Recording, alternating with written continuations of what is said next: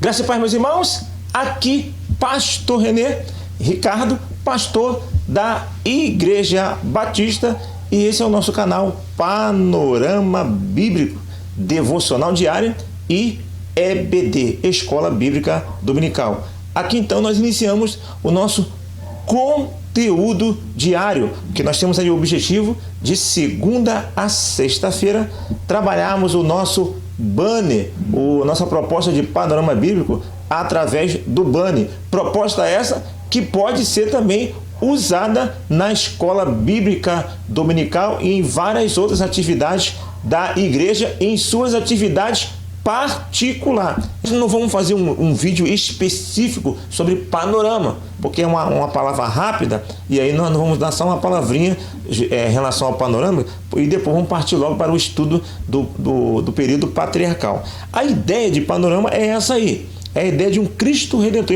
Imagine que você está ali, lá em cima do Cristo Redentor, e você está vendo a cidade do Rio de Janeiro.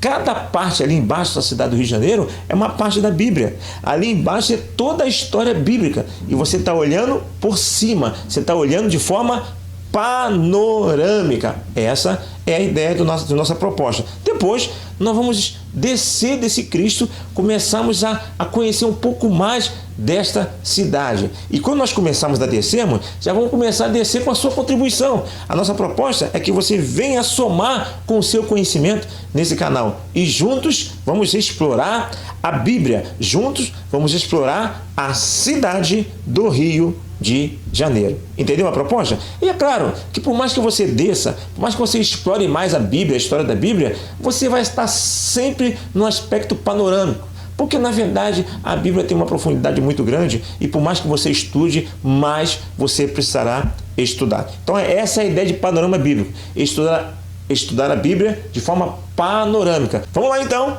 Panorama bíblico, 9º vídeo, período patriarcal. Bom, a ideia da palavra patriarca dá a ideia de cabeça, né? É o pai que é cabeça, ele é o chefe.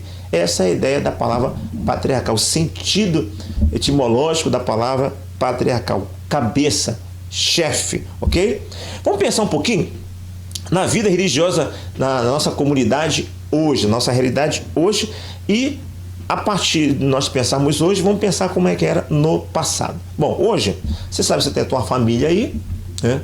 E aí você, no sentido espiritual, você tem um pastor, você tem um padre, você tem um pai de santo, sei lá. As pessoas, elas têm a vida familiar dela e externamente, muitas vezes com uma pessoa que não tem relação parentesca nenhuma, não tem um líder espiritual que influencia, que ensina e que toma decisões espirituais sobre a vida daquela família, daquela pessoa.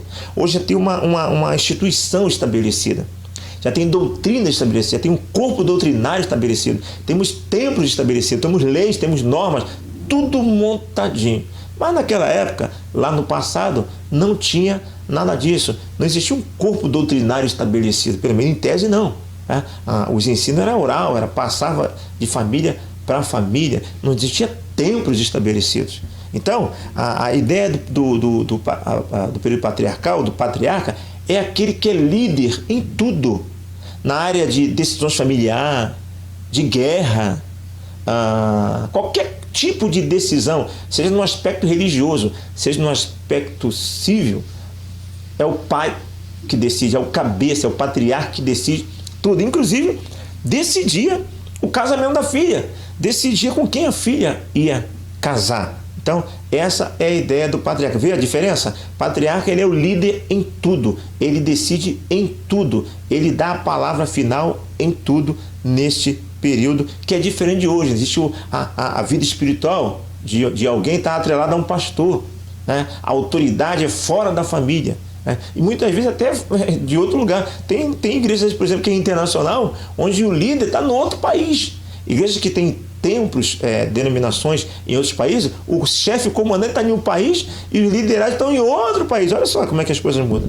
Naquela época não, o líder, ele comandava a sua família. Naturalmente, se ele começava a ter algum tipo de manifestação diferente, a comunidade começava a perceber que ele tinha algumas manifestações espirituais diferentes, ele começava a ter um terreno maior, ele começava a ganhar terreno.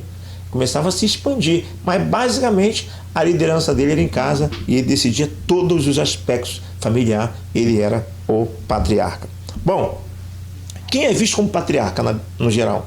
Se você fizer um estudo no Google, no YouTube, você vai ver que há pessoas que trabalham de forma mais abrangente e outros trabalham de forma mais limitada, né? Então, cada um vai trabalhar a questão do período patriarcal do seu jeito, mais amplo e de maneira mais restrita. Então, eu sou dessa linha. Há pessoas que entendem que desde Adão até a constituição do sacerdócio lá por Deus, no capítulo 28 de Êxodo, todas as pessoas, todos esses homens que a Bíblia cita, são patriarca. Falou lá, citou lá um homem lá na narrativa bíblica, esse é um patriarca. Desde Adão até a instituição do período sacerdotal em Êxodo capítulo 28. Essa algumas pessoas entendem assim. Outros já fazem uma relação mais restrita, ou que mais restrita. Então, entre outros nomes mais amplos, vamos destacar aqui agora só, apesar de que eu entendo também que é de Adão para lá, todos esses nomes é patriarcal. Mas tem os destaques, e aqui estão os destaques. Adão, Noé, você vê uma reticência aí dando a ideia que tem muito mais, ok? Abraão, Isaac, Jacó e os 12 filhos de Jacó são chamados de patriarca. Então é uma maneira bem resumida daqueles patriarcas que têm mais conhecimento, é mais conhecido, são mais referenciados e são mais citados no estudo patriarcal. Eles que decidem. Aí, se você pegar as histórias dele, você vai ver eles liderando uma família, liderando um grupo, tomando decisão. Ok? Então você vê destaque ali em todas as áreas, eles como destaque. Eu até pensei em colocar aqui uma imagem, mas a imagem tem problema de direitos autorais. Então, se você fizer uma pesquisa e digitar lá no Google, lá, né, imagens dos patriarcas, você vai ver muita imagem, você estudar, você separar. Tem data, por exemplo, Abraão, tanto tempo antes de Cristo, Jacó, tem data, tem separação, tem imagem. Então, você pode pegar as imagens, eu não coloquei aqui por questões de direitos autorais. Então, faça essa pesquisa para apresentar na IBD, procure sempre apresentar uma imagem, se possível vídeo, melhor ainda, ok? Então, trabalhe a imagem e tem muito conteúdo para você pegar aqui no Google e até mesmo no YouTube. Bom, nós falamos aí muita questão de patriarca, mas na Bíblia diretamente, a Bíblia cita patriarca? Sim. Então, vamos pegar agora as citações diretas da Bíblia, que a Bíblia declara nome de pessoas como patriarca. Está aí Abraão, Hebreus capítulo 7, versículo 14, os 12 filhos de Jacó, em Atos capítulo 7, versículo 8, e surpreendentemente, em Atos capítulo 2, versículo 29, fala que o Davi é chamado de patriarca. O Davi, que está em um contexto de período monárquico, ele é chamado de patriarca. Eu imagino aí, não fiz essa pesquisa ainda, que deve ter uma conotação um pouco diferente, o patriarca Davi para o patriarca Abraão. Acho que a ideia ali, apesar de usar o mesmo nome, a conotação seja diferente. Como é panorama, ainda estou no começo, eu não estou trabalhando muito bem isso agora, mas amanhã ou depois nós podemos nos aprofundar, e é bom, se você quiser se aprofundar nessa questão, você pode se aprofundar. Então esses são os nomes, pelo menos que eu encontrei na minha pesquisa, onde a Bíblia cita diretamente o nome do patriarca. E já encerrando, né, o nosso trabalho aqui, as pesquisas mostram que os patriarcas, eles eram enoteístas. Okay? Nós vamos estudar um pouco mais isso aí na questão de Deus, na próxima etapa. Enoteísta. Eles acreditavam em vários deuses, né, que têm domínios territoriais, e tem muito hoje ainda quem trabalha com libertação, com a questão de principado e potestade. Essas pessoas que trabalham nessa área falam que principado e potestade têm domínios territoriais, em cidades específicas, em bairros, em áreas específicas, drogas, prostituição e outras áreas mais. Então são demônios que trabalham especificamente. Então você tem uma ideia de territorial. Já lá no período patriarcal, eles eram enoteístas no sentido que eles acreditavam em vários deuses, um panteão, né, de muitos deuses, mas só que entre esses vários deuses existia o grandão, o maior, entre aspas, o patriarca, o todo-poderoso, o El, né? Por isso que vem a palavra El Shaddai. Então existiam vários deuses e tem o grande Deus, o El. Né? E o povo de Israel, depois de constituído, ele passou muito tempo sendo politeísta. Ele só deixou de ser politeísta, ser monoteísta, depois do cativeiro babilônico, no retorno que ele deixou. Então, essa ideia de politeísmo sempre esteve rondando o coração do povo de Israel e das civilizações em geral. Então, enoteísmo é a crença em vários deuses, mas crê que existe o Todo-Poderoso, o Deus maior, e no princípio os estudos mostram que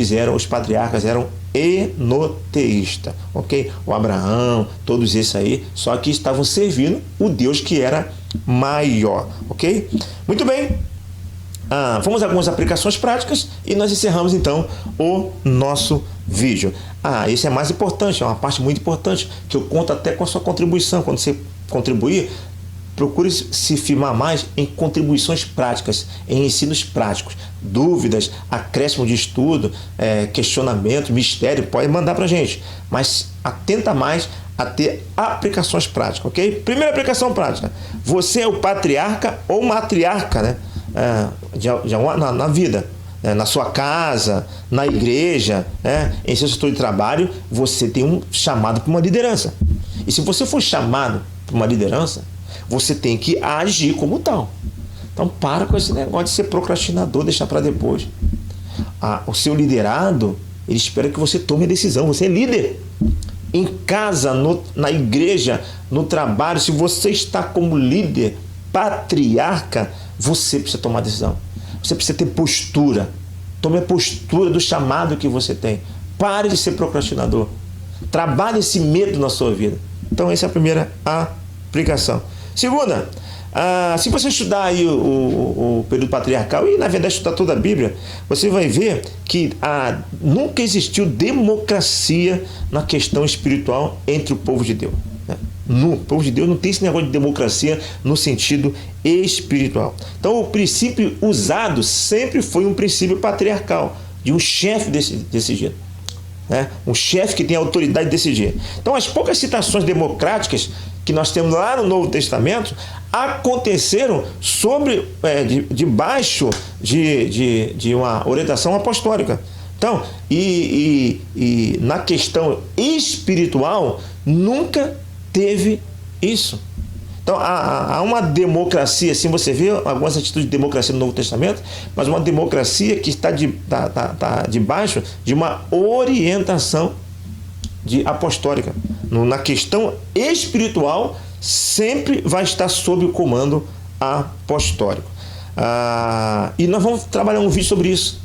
Você pode assistir, se já não está aqui, vai estar em breve o vídeo Princípio de Liderança na Bíblia, onde eu faço um percurso lá no nosso banner, lá do período patriarcal até Apocalipse. Você vai ver que não tem esse negócio de democracia no aspecto espiritual, e é muito importante, ainda mais nós que somos batistas, trabalhando com a democracia, que é importante a democracia tem o seu espaço dentro nossa realidade, e é importantíssima essa democracia, mas ela precisa ser situada no ponto certo, da maneira certa, senão, filho, vai continuar trazendo confusão, como tem trazido confusão nos anos, durante os séculos e séculos aí, tudo que é história que nós temos nas igrejas de experiências pastorais, nós vemos que essa democracia tem sido usada de maneira muito inadequada, e nesse vídeo eu vou trabalhar um pouco isso, ok? Então, eu espero que você se inscreva